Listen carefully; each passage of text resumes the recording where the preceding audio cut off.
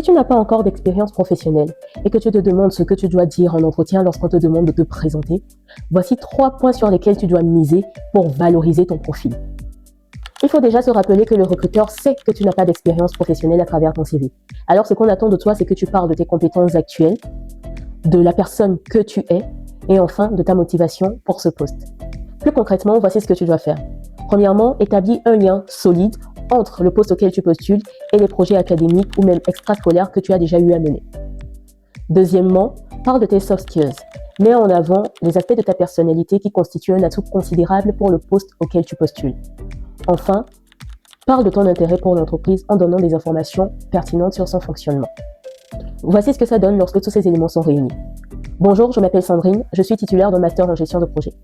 Dans le cadre de mes projets académiques, j'ai eu à travailler avec des associations pour lesquelles j'ai mis en place un tableau de bord afin de faciliter l'organisation de leurs voyages humanitaires. Je suis de nature curieuse et audacieuse. La preuve, c'est que j'ai appris toute seule tous les outils de gestion de projet que j'utilise aujourd'hui. Et si je désire travailler dans votre entreprise, c'est parce que j'ai remarqué que ces 3 dernières années, vous avez mis un accent particulier sur l'impact social de vos projets. Et moi, j'aimerais vraiment travailler dans une entreprise qui a le sens profond de l'humain.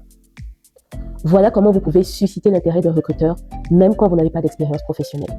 Votre personnalité, vos compétences actuelles et votre motivation feront la différence.